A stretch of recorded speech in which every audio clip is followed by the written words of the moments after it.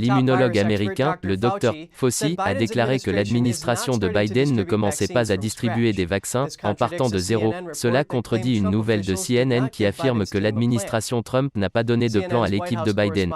Le correspondant de CNN à la Maison-Blanche a cité des collaborateurs de Biden selon lesquels « Il n'y a rien que nous puissions reprendre, nous allons devoir tout construire en partant de zéro ». Lors d'une apparition dans la salle de briefing de la Maison-Blanche, le Dr. Fauci a déclaré aux journalistes « Nous ne partons certainement pas de zéro car nous sommes déjà actifs dans la distribution ». Cela indique que les responsables de Biden vont s'appuyer sur le plan que l'administration Trump leur a laissé et l'adapter. Dr. Fauci a fait l'éloge des plans du président Biden concernant le rachat des pharmacies, les centres de vaccination et le recours à cette fameuse loi Défense Production Act qui date de la guerre de Corée pour fabriquer des vaccins, des tests et du matériel de protection. La porte-parole de la Maison-Blanche Jen Psaki a connu un moment difficile mercredi passé. Des journalistes ont demandé pourquoi le président Biden et sa famille ont été aperçus sans masque dans une propriété fédérale après qu'il ait signé un ordre l'exigeant. Alors que questionné sur ce contraste apparent, la nouvelle porte-parole a minimisé la situation en parlant de célébration. Il venait d'être inauguré comme président des États-Unis, il était entouré par sa famille, nous avons pris un certain nombre de précautions, mais je ne pense pas, je pense qu'il y a des problèmes beaucoup plus importants à se soucier en ce moment. Un journaliste a fait remarquer que Biden parle souvent de diriger en montrant l'exemple. Il a demandé si le comportement de Biden montrait un bon exemple à ceux qui ne font pas attention en temps normal. Je pense qu'il donne des exemples forts comme le message qu'il envoie en signant 25 décrets, dont près de la moitié est liée au Covid, les exigences auxquelles nous sommes tous soumis chaque jour ici pour garantir que nous envoyons ce message au public. Biden s'est adressé au public au mémorial de Lincoln mercredi passé, des membres de sa famille l'accompagnaient, mais aucun ne portait de masque. Cet événement s'est passé quelques à peine après qu'il ait signé un décret rendant le port du masque obligatoire sur toute propriété fédérale. Il oblige aussi à toute personne qui voyage entre deux États de se couvrir le visage. L'avocat Butch Bowers est désigné comme avocat principal dans le procès de destitution de l'ancien président Trump au Sénat. Le Sénat accuse Trump d'incitation à l'insurrection. Bowers est diplômé de la faculté de droit de l'université de Tulane et dirige le cabinet d'avocats Bowers. Selon son site internet, il a défendu les intérêts d'anciens gouverneurs républicains en Caroline du Nord et du Sud, et il a exercé des fonctions au ministère de la Justice sous le président George W. Bush. En 2012, Bowers a défendu le gouverneur de l'époque, Nikki Haley, contre des allégations selon lesquelles elle se serait livrée à des activités de lobbying illégal. Haley a été disculpée de tout acte répréhensible. Le 13 janvier, la Chambre des représentants a voté la mise en accusation de Trump pour la deuxième fois de son mandat. Les législateurs le tiennent pour responsable de l'attaque du 6 janvier au Capitole, et ce, malgré le fait que Trump ait exhorté ses partisans à agir pacifiquement avant les manifestations et qu'il ait condamné la violence à plusieurs reprises après l'incident. Les législateurs républicains appellent l'administration Biden à prendre des mesures fermes contre le régime chinois. C'est en réponse aux sanctions de représailles que Pékin a imposées aux fonctionnaires américains. Les législateurs républicains demandent à la nouvelle administration de réagir aux dernières sanctions de Pékin.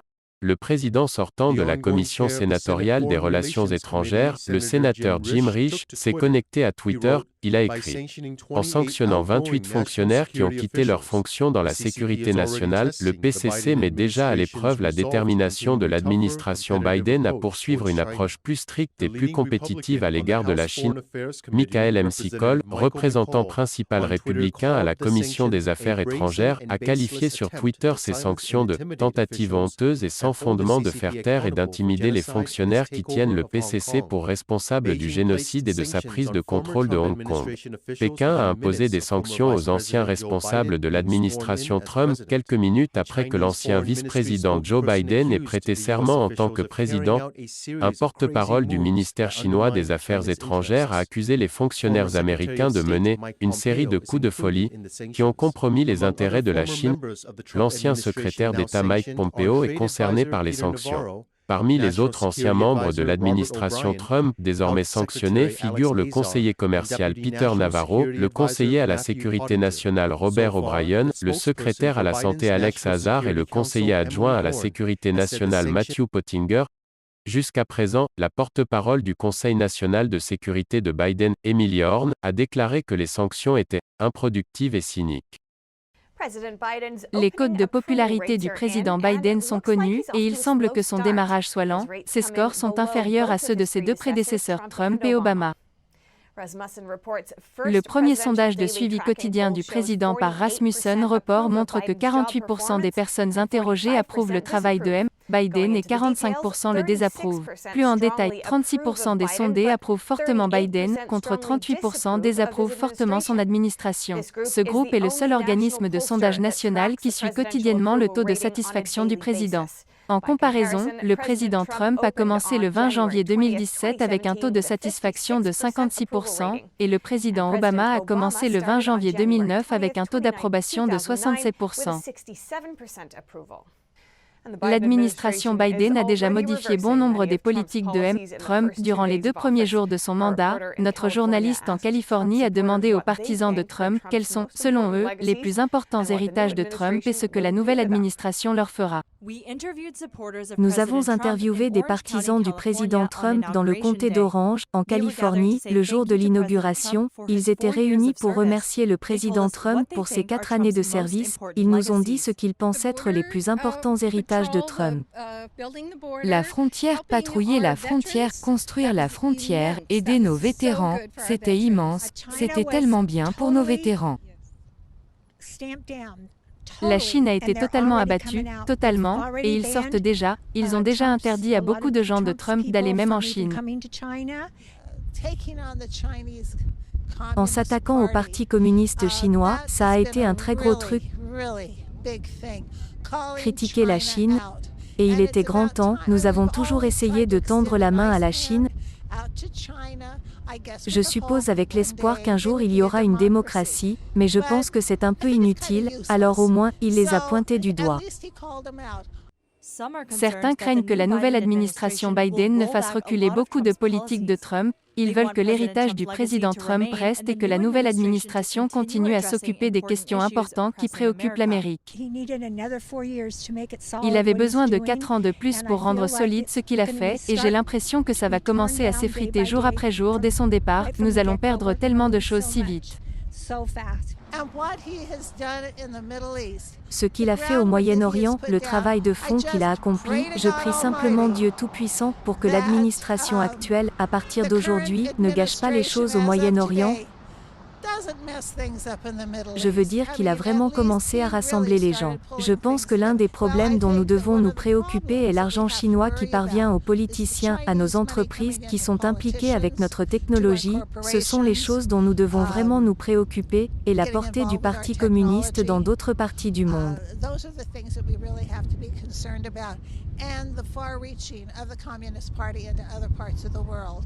Ils infiltrent les États-Unis, et si nous ne faisons rien, ce pays cessera d'exister comme il devrait.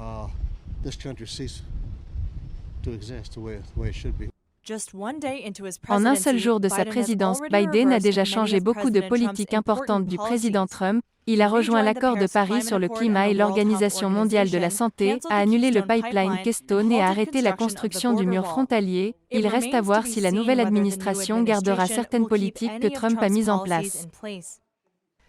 L'ancien président Donald Trump fait ses premiers commentaires publics depuis qu'il a quitté ses fonctions. Il a dit qu'il allait revenir d'une manière ou d'une autre, mais n'a pas donné de détails. Trump a dit à Rob Creeley du Washington Examiner qu'il allait faire quelque chose, mais pas tout de suite. Il n'a donné aucun détail sur ses plans. Selon l'Examiner, Trump a fait ce commentaire lors d'un dîner à son club de golf international à West Palm Beach, en Floride.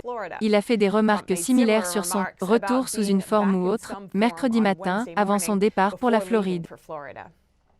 2 jours après avoir quitté la Maison-Blanche, l'ancien président Trump peut désormais se reposer en Floride, mais quels sont ses projets pour l'avenir?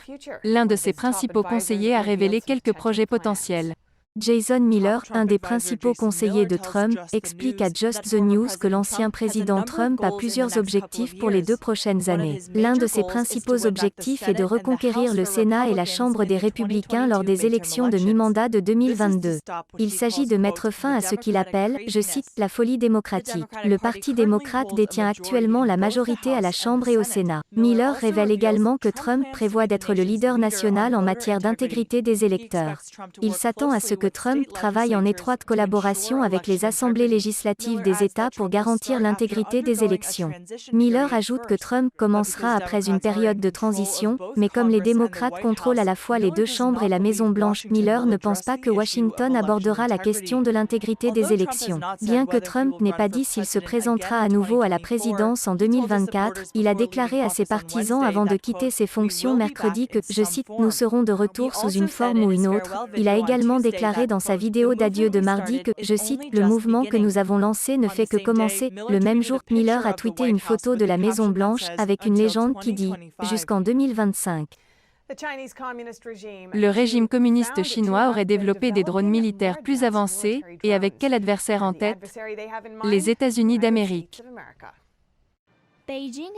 Pékin accélère sa production de drones militaires. Selon un document secret du ministère chinois de la Défense nationale divulgué par le journal The Epoch Times, le but est d'espionner et de concurrencer des adversaires comme les États-Unis.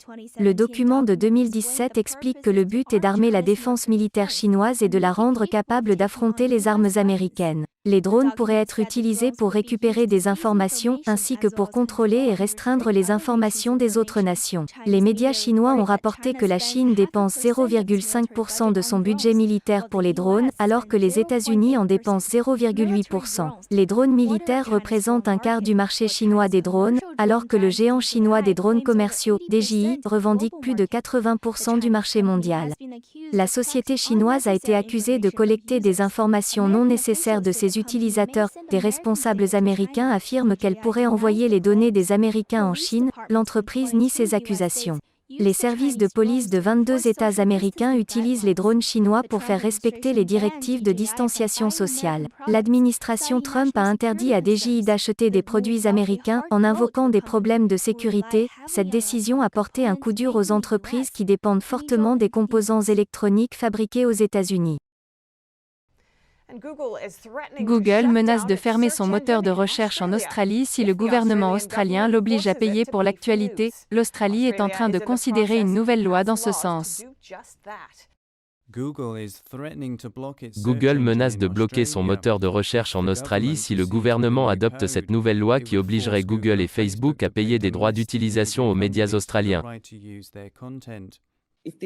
Si cette version des règles devient une loi, cela nous donnerait pas d'autres options que d'arrêter l'accès au moteur de recherche de Google en Australie.